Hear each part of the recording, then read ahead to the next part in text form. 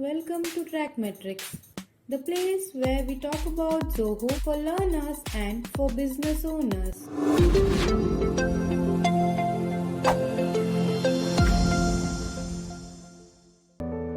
In previous Watch series video, we saw how a record can be added in Creator by sending out an email.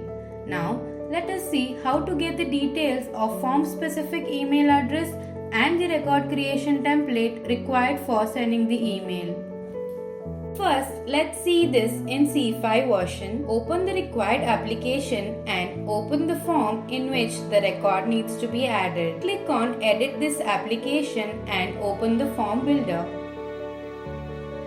Go to Settings at the top right of the screen and scroll down for email data and you will find the form email address.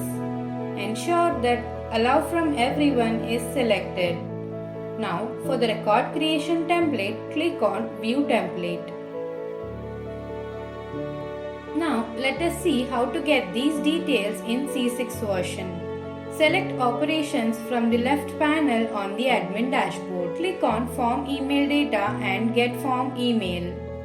Select the application and the form where the record needs to be collected.